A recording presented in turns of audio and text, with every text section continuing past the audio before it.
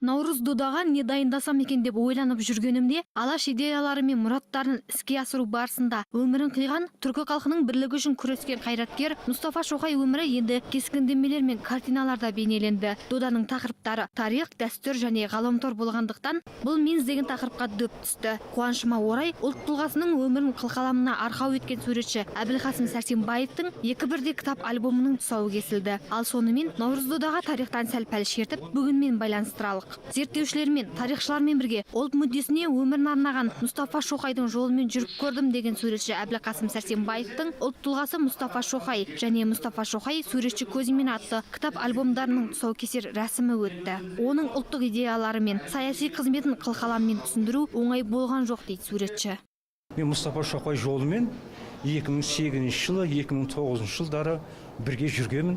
Тарихшылармен бірге, жазушылармен бірге, ізденушілермен бірге.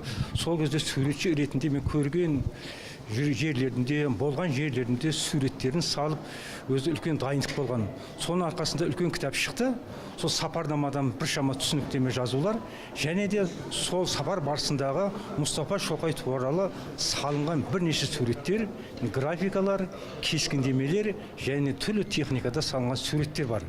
Дәл осындай рәсімдер бұған дейін Мұстафа Шоқайдың туған жері Қызылорда өңірінде, өзі өмір сүрген Париж қаласы мен Стамбулда да өткізілген. Ұлт мүддесіне өмірін арнап, халқының еркіндігі мен бірлігі үшін, азаттық үшін күрескен түркі дүниесінің көсемі Мұстафа Шоқайдың сан қырлы өмірі тың деректермен, көркем кескіндермен баяндалыпты. Жүрегіме бір әсер беріп, қуантырып отырғаны жаңағы үлкен суретші, үлкен осы мына қоғам қайраткері болып жүр.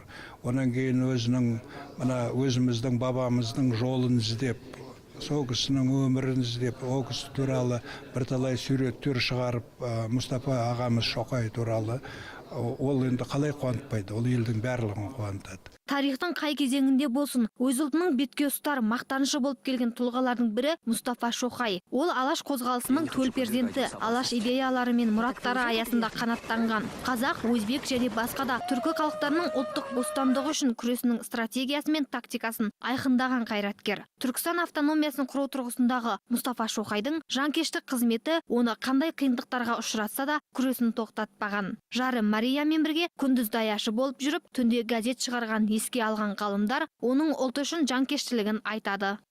Мен осы кісінің Яш Түркістан дейтін журналының патипсін алып келген едім ең алғаш рет. 90 жылдары, 95 жылдары мен сол Германияда болдым, 2 жылдай жұмыс істедім.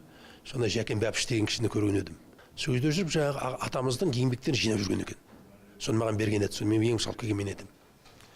Қазір соның бәрін мына осы суреттерін көріп, бірталай қуанышта болдым.